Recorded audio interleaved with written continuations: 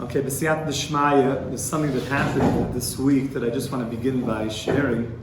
I'm not sure if anybody knows, but there was a horrible incident that there was a sinkhole. I don't know if you know about this. But thank God nobody was injured. Where? In Yerushalayim, by Shari Tzedek Hospital, there was literally in seconds. A sinkhole means a pit that the earth collapsed. The earth opened up, collapsed in a parking lot, in a very busy area, and cars were falling in. People could have been, God forbid, killed. A horrific. And the first thing when my wife said that there was a horrible thing, I said, it's Parshas Koirach. It's Koirach. V'yiftach pi ha'aretz. The only parsha where the earth itself opens up and people are, God forbid, swallowed up. In this week's parsha, Korach and his sons are swallowed up in the earth. They fall into the pit. Korach's sons do tshuva as they're falling down, plummeting to their death. And God pulls out a platform and they land on this platform, and once a month they scream out, Moshe emes v'Torah emes. That's an analogy. But it's a very deeply telling thing that Hashem is sending such a warning. You could see it, you'll look it up. The video is very scary. Like within a second, it's scary. Like the whole earth just opens up. And I think it's a message for us this week. We know that Kairach is known as the one that makes machloikis, which means he makes argument and he fights true Torah authority, Moshe Rabbeinu, and he wants to say that Moshe Rabbeinu made things up and that really he's selfish and he was doing it for himself, and we should be very, very attuned to this. That are we creating fights unnecessarily and making machloikis? And there's an isser, a prohibition in the Torah to be like Koirach. There's an isser, loy yeka Koirach va'adosai. Don't be like Koirach and his clan. That they're machzik machloikis. They just want to make machloikis. And Hashem says, I swallow those up that do that, and it's frightening. And a person can't think, oh, the reason is for X, Y, and Z, because they're doing digging there, and now we have to do an investigation. Of course they're going to do an investigation. Of course you have to make all the safety regulations. That's obvious.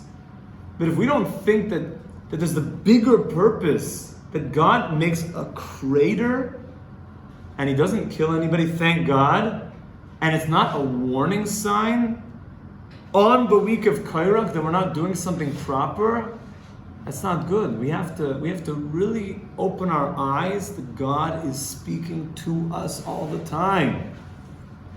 Yeah? So if it's not too much of a distraction, can you talk about Korach's sons?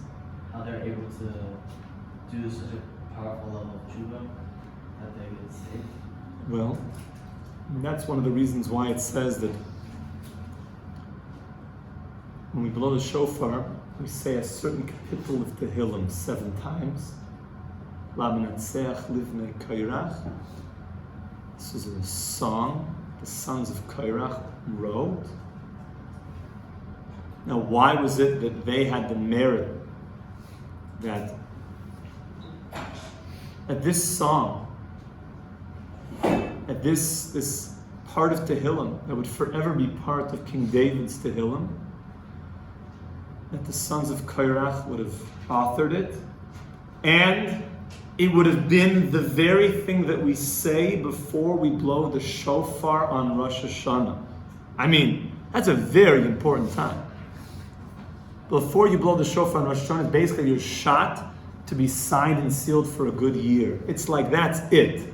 That's the moment that we've all been waiting for. The shofar blast of Rosh Hashanah.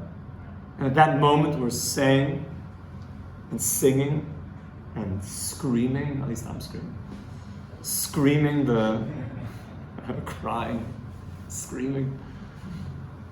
Like it's all dependent on this. This is it. This is your one shot.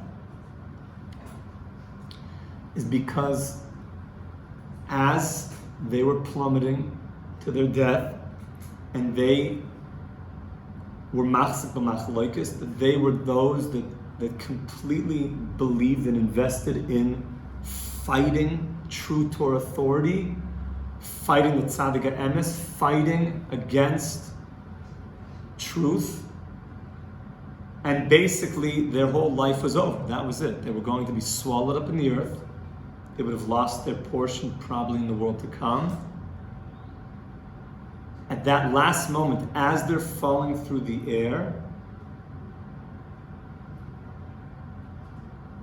they had a moment of tshuva. And this is what the Mishna says. Chazal teach us, even if a person spent his whole life invested in the wrong things, and the last second of his life he does tshuva, you can acquire your entire world to come in 1 second. And they were the example of that. They acquired everything in 1 second. And at that last moment before they plummeted into the center of the earth, God made a plank come out and they fell onto it, and He kept them alive. Which means that it's never too late. Even if you think that you didn't quite take advantage of the last year, and now you're in Rosh Hashanah, and everything's dependent on this last moment. You're about to blow the shofar. You're about to be signed and sealed for the entire year. At that second, you could be like a son of Kairach and do tshuva. It's risky. You don't want to wait till you're falling through the air to do tshuva. But they're here to teach you that even if you are flying through the air, you can still do tshuva. 7 times is because it takes down the 7 walls that are surrounding us. Many, many layers to that, but not for now. It's so obvious, the message right now, that especially everything that's going on in Israel and all the politics, it doesn't matter. It doesn't matter. Don't make machlokas. Don't fight. Don't fight with your parents, don't fight with your kids, don't fight with your wife, don't fight with your husband, don't fight with your chavrusa. Don't fight. It's not worth it. It's not worth it. Don't fight. Definitely don't fight with the tzaddik, with Moshe Rabbeinu. Don't fight. Have discussions. But be very careful. It's fighting is fire. You're playing with fire. Playing with fire. Don't fight. Be like Aaron HaKohen. Oyev Shalom, Roidev Shalom, Oyev Esabrius, Mekarvim LaTorah. Be like Aaron, the Kohen, who just loves peace, pursues peace, and wants to bring people Torah. And that's what we're here to do. That's what our whole mission in our learning together is, to bring peace. To really learn Torah, the Torah of peace. To bring peace to humanity. Humanity needs so much healing right now. And that's the goal of everything that we're doing together. All of our learning is to bring peace to all of humanity. So Hashem doesn't have to make the earth open up and swallow up. It's scary. So we're learning now, sadly, about 7 people who rejected peace, who rejected God. And our mission is to learn about them in order to do exactly not what they did. Okay, so look inside your booklet. Shloisha Malachim. We're finishing the Mishnah. There's 3 kings, v'arba hedyotis. It's interesting. 3 kings that the Mishnah points out is taken away from the world to come, and 4 regular people, which means it's disproportionate. What's the ratio there? 3 to 4. It's approximately, what is it, 40-60, more or less? Yeah, is that exactly what it is? 3 to 4? 40-60 ratio, meaning 40% of those that the Mishnah mentions that are not going to the world to come were kings. the 40% of the Jewish population were not kings, but maybe 0.%, which means there's something disproportionate when you become a Jewish king. You got to be careful. And everybody, you become any king, you got to be careful. You're a king, it's risky. You're playing with fire as well, because once the power gets to a person's head, it's very easy to miss the boat. Okay, let's see what happened. Now we mentioned also in a previous class that if a person does tshuva, if he says sorry, then he's able to fix it. This is only if a person went through his whole life and did not do tshuva, then it's going to be a big problem. Number one, Yeravam. Yeravam ben Nevat was the king of Yisrael. What happened to Yeravam? Yeravam was at the time of Rehoboam, the son of Shlomo HaMelech. And if you look in Kings number 1, in the prophets of Kings number 1, from chapters 12 and onwards, chapter 12, 13, 14, you see that Yeravam essentially took people to Avodah Zarah. His problem, his avera was drawing others to idol worship. Not only did he himself, but he brought other people to idol worship. That's always a problem, not just worshiping idols, but being somebody that's an influencer of other people to not do good things. That's why you have to be very careful. You know, one person does some tweet of something not nice, and he's an influencer, and now he's saying, let's all do this not good thing. That's a big problem. Be very careful if you're an influencer not to influence people into bad things. That's Yeravam. Then Achav. Oy vavoy. Achav. What happened to Achav? So Achav did more, Chazal say, more evil than all the other kings that were before him. That he was also a mummer l'avodah zarah, but in a very, very profound way. That's Achav. And then the third one is Menashe ben Chizkiah, Melech Yehuda. It says that Menashe was also, he denied God and he started worshiping idols. So Rabbi Yehuda says Menashe yesh lo chelik lo olam haba. Menashe does have a chelik in the world to come.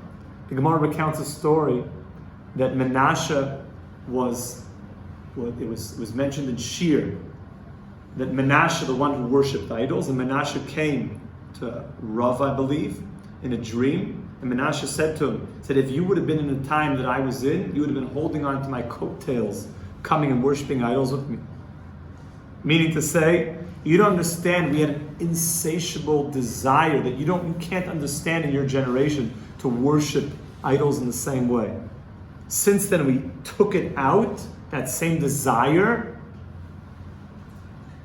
but we also lost prophecy. Because the power of so much connection to God is paralleled with the power of going so far against God. When you take one out of the world, the other must come out. And the Sfarim say that as we get close to Mashiach, the prophetic power is returning, but also means that the other side, the idol worship power, is returning. I don't think we've ever seen the likes of such idol worship. Literally, they told me that there's a show called American Idol. Literally, right? We just turn celebrities. Oh, it's not. It's back. Oh, it's back. It's back. 9 a.m. Eastern. It's back. Or some permutation of it. Whatever. It's an American Idol. It's the same guy, I think. That does that British guy. The same guy, but in like different, got talent, different, mutations of the same thing. It's all just worship.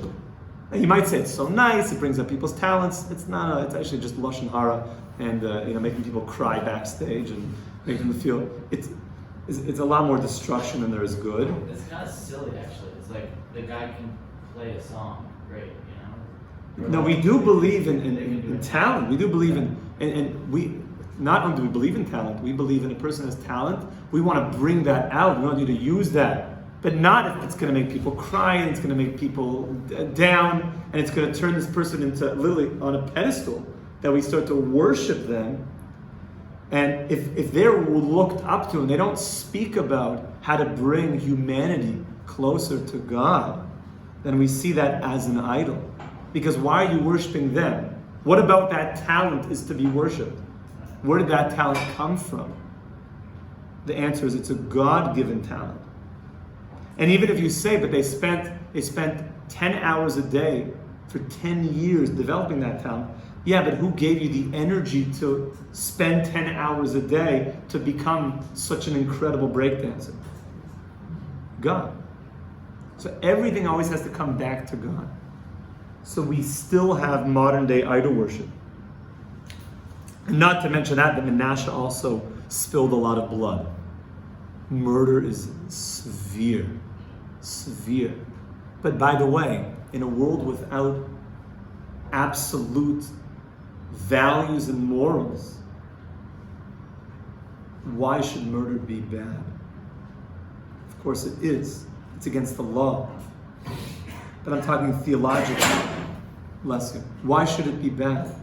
If there's no absolute truth, then the only reason a person shouldn't do so is because it's not practical for society. No, that's not the reason why we don't murder. It's not practical, it's against the law. The reason why that murder is because it's completely against what God's plan for humanity is. And it should disgust us to our core. That's why murder is unthinkable. It disgusts us. And how much we believe in life, pro-life, the value of life. The value of life. How far we take that message, the value of life.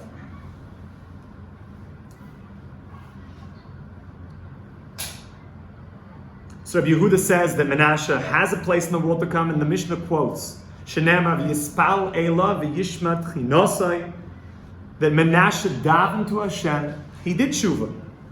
Yeshivei Yerushalayim l'malchusai, and God brought back Jerusalem, the kingdom of Manasseh. So the Chachamim said back to Rabbi Yehuda, your very proof that Manasseh did tshuva and has a place in the world to come goes against you. Why? Meaning the very verse that you bring as a proof that Manasseh has a share in the world to come is a contradiction to your opinion. Why? Amrulai.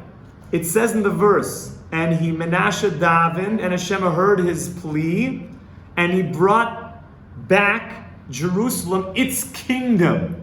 So look what it says. Malchusai heishiva. Hashem brought back the kingdom. V'loi l'chai olam haba heishiva. He only brought back Manasseh to the kingdom in this world, but not into the world to come. Those are the kings.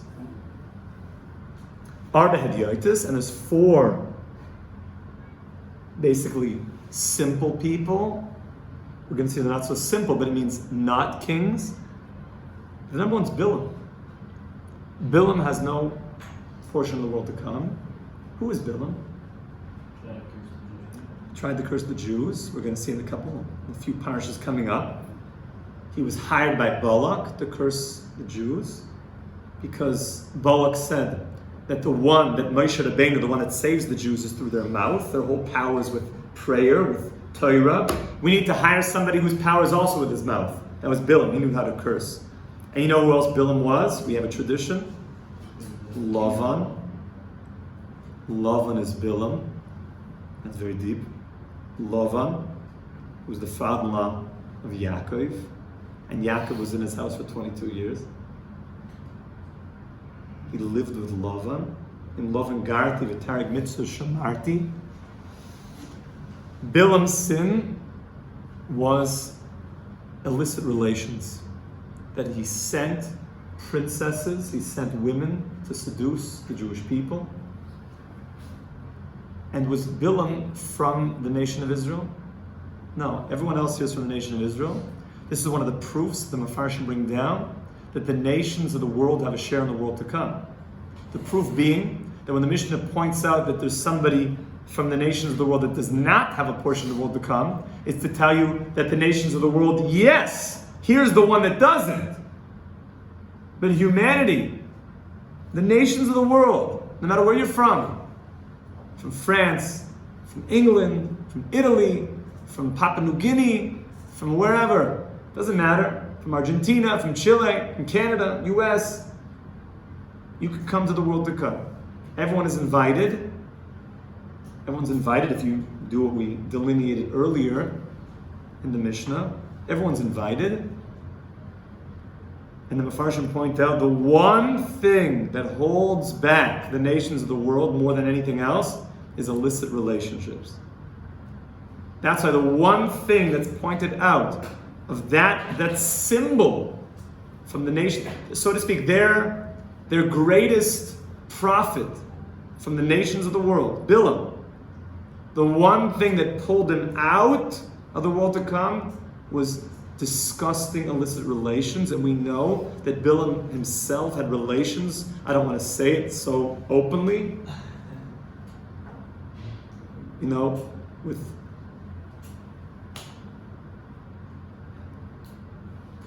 We can look it up in our own time. You'll look it up. So not only was that his thing, that he made things for, he sent princesses, disgraceful, women of stature to seduce the Jews, but he himself had horrible, his private life was disgusting in that realm of illicit relations. And that took him out. The Mishnah goes on, Doeg, Doimi. Doeg was the one that killed the Kohanim of Nov. So he had a lot of blood on his hands. And he was a Baal Lashon Hara. And then Achitophel was the advisor of King David. And he denied the coming of Mashiach. That's a big problem. And finally, Gehazi, which was the student of Elisha, the prophet, and he disgraced Torah scholars, and that pulled him out of the world to come. That's the end of the Mishnah. That's a packed Mishnah. It took us 4 days to get that Mishnah clear. Okay? Next time we're going to begin the Gemara. The Gemara is going to ask the simple question of why did these things exactly equal getting pulled out of the world to come? God forbid, chas v'shalom. We already mentioned some of it, that God deals with everything measure for measure, with exact, precise, tit for tat. Exactly what we do, Hashem reflects it to us. And therefore, a person can never say, oh, why did this happen? After 120 years, Hashem is going to show you everything that you did. Exactly what happened to you was caused by your actions. And therefore there's going to be nobody to blame up there. Because we're going to see that everything was a result of what we did, of our actions. The only one that's going to answer for it is us. It's not this person, not that, none of them. Oh, this teacher, the guy in the playground that punched me in the nose. There's none of that. It's only going to be what we did. It's a lot of responsibility. Next time, tomorrow, we're going to start the Gemara. Rabbi Yisrael, we should have a wonderful day. We should see Mishitzik Kingdom here in all names.